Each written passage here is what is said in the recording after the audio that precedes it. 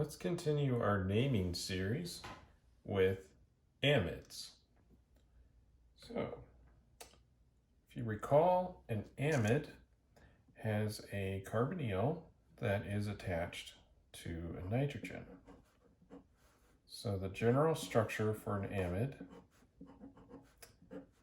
is like this. Now, these can either be hydrogens here, or they could be alkyl groups, and we can have some alkyl group there. The main thing is this carbon double bonded to an oxygen, also bonded to a nitrogen, and this forms the amide functional group. And you may hear this particular bond between this carbon and that nitrogen called the amide bond, because that would form an amide. So let's look at some names of some of amides. Let's start off with just the ethyl group here. So a 2-carbon amide, and we'll just go with a simple side over here, and we would call this ethanamide. So ethanamide. So again, we're leaving off the E in ethane, and we're just replacing that with amide. I mentioned this one because you'll also see this referred to as acetamide.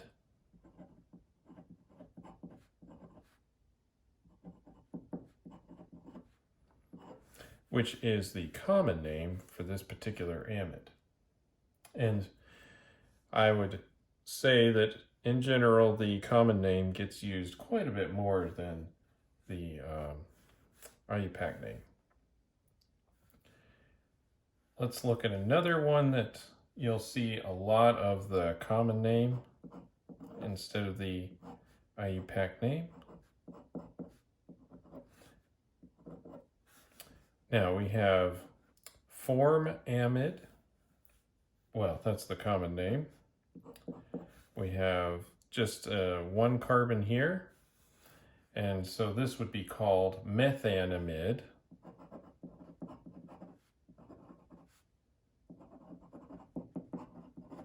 And this would be the smallest amide that's possible. But you'll often see this written as formamide, which comes from the formic root.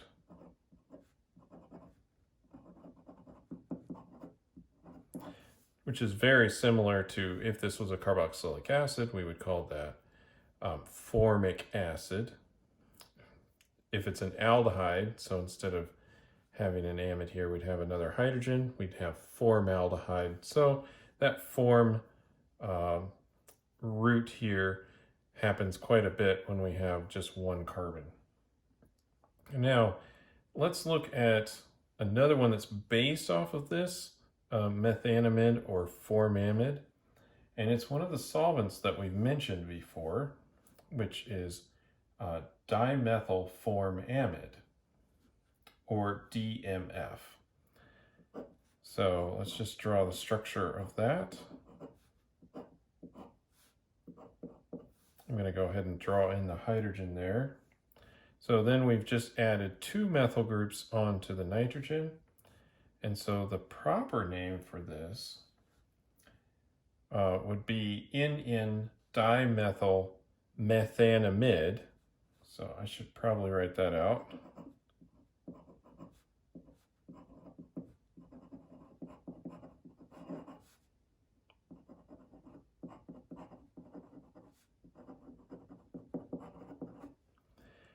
But you'll generally see this as dimethylformamide.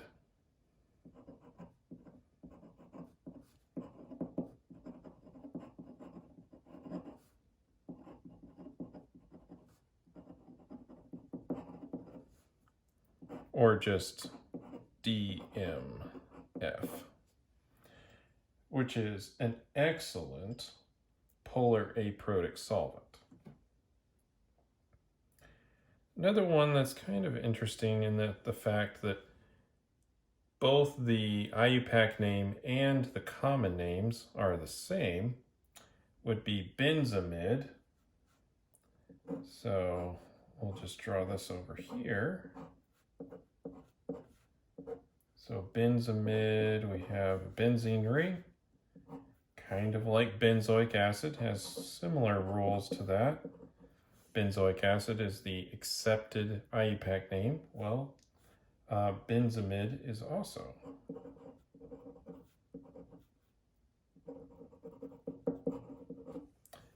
The common name and also IUPAC, it's been taken in. All right, so here are some simple ones to name. Let's look at a couple other cases.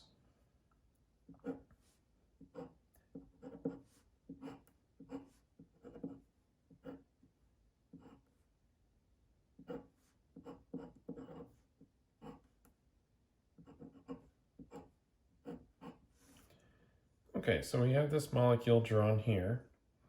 Now, the question becomes, what carbon are these on? And we should start counting from the amide because that is the highest priority functional group. So we'll start counting here, but should we start here or should we start there? Well, when amides are the highest priority group, we will start counting from the carbon that's involved with the amide. If it's not the highest priority functional group, we'll start counting from this carbon. Since it is the highest priority functional group, we're going to start counting from here. So this is the 1, 2, 3, 4, 6. All right, there's nothing on 6, but it's helpful to know how long that chain is. All right, so we've got a couple of chlorines on here. We also have a methyl group and an ethyl group. So we're going in alphabetical order for these substituents. So we've got 4, 5, and then dichloro, because C comes first.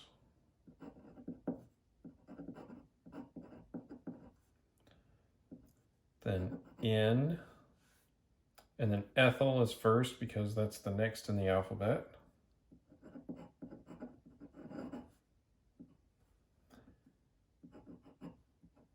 And we do have hyphens in here just because this is a locator, right? Even though it's also a letter.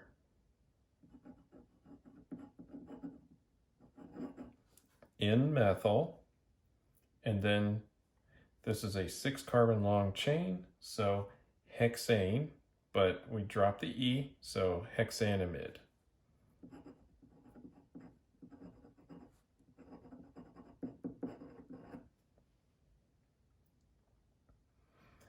Let's look at another one.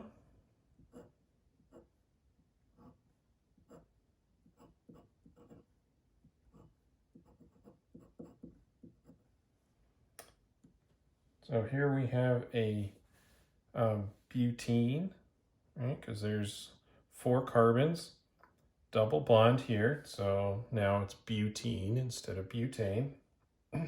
So we've got 1, 2, 3 carbons over. We have the start of the double bond.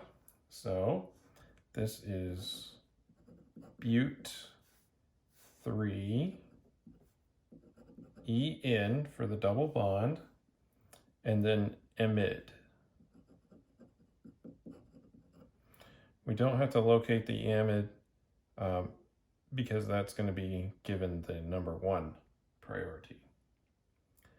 And then let's just look at what would happen if we included this in a ring.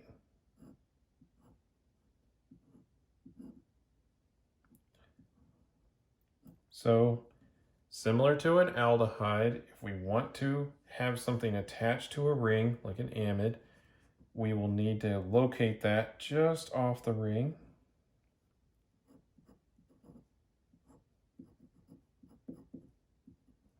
Like so. And It has a similar naming scheme. We're going to say cyclopentane, because this is a 5-amide ring, and then carboxamide. So we've added a carbonyl carbon here, and then amide. So cyclopentane carboxamide.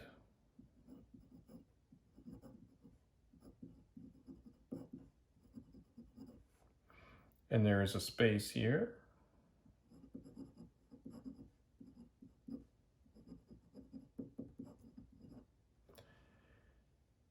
And that's how you name amides.